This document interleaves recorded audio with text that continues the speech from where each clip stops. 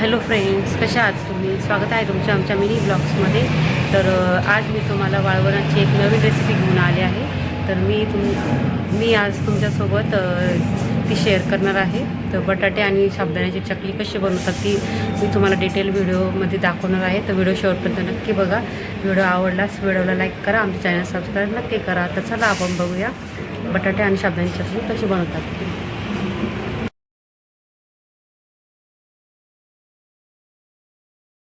तर त्यासाठी मी इथे बटाटे उकडून घेत आहे.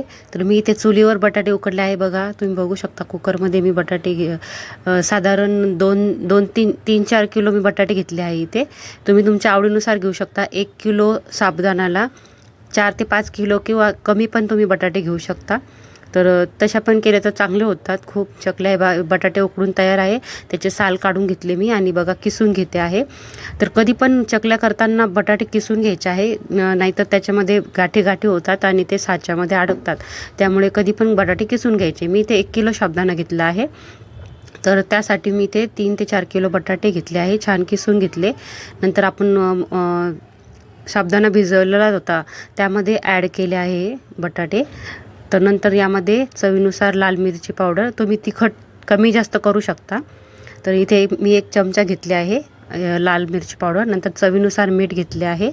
तर ही चकली आपण उपासासाठी वापरत असतो. तर खूपच छान टेस्टी लागते, खुसखुशीत होते. तर नक्की ट्राय करा तुम्ही. नंतर छान मिक्स करून घ्यायचे आहे.